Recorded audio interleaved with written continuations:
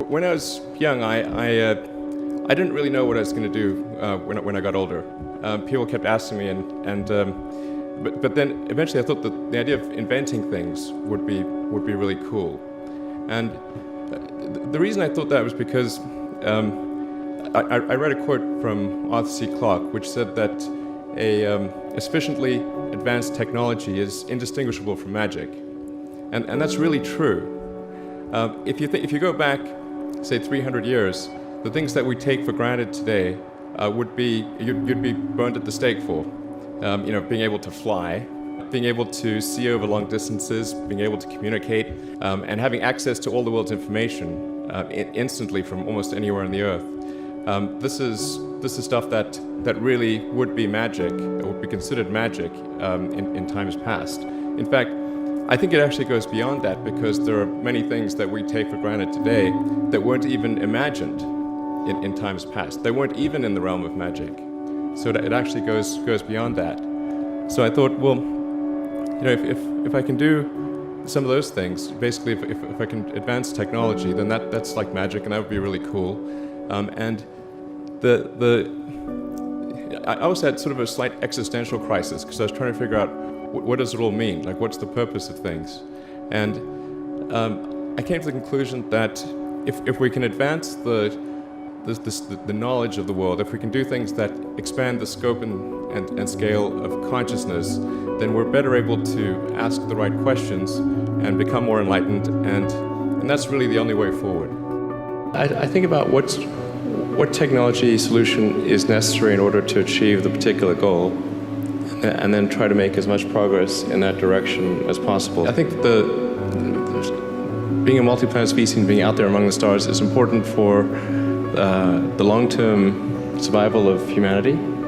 But then the part that I find personally most motivating is that it creates a sense of adventure, and it makes people excited about the future. If you consider two futures, one where we are forever confined to Earth until eventually something terrible happens, or another future where we are out there on many planets, maybe even going beyond the solar system. I think that second version is incredibly exciting and inspiring, and there need to be reasons to get up in the morning. Life can't just be about solving problems. Otherwise, what's the point? There's got to be things that people find inspiring and make life worth living. When my brother and I were starting our first company, instead of getting an apartment, we just rented a small office, and we slept on the couch. And we showered at the YMCA, and we're so hot up we had one computer, so the website was up during the day, and I was coding at night, 7 days a week, all the time. And I sort of briefly had a girlfriend in that period, and in order to be with me, she had to sleep in the office. So work hard, like every waking hour. That's the thing I would say particularly if you're starting a company. A natural human tendency is wishful thinking.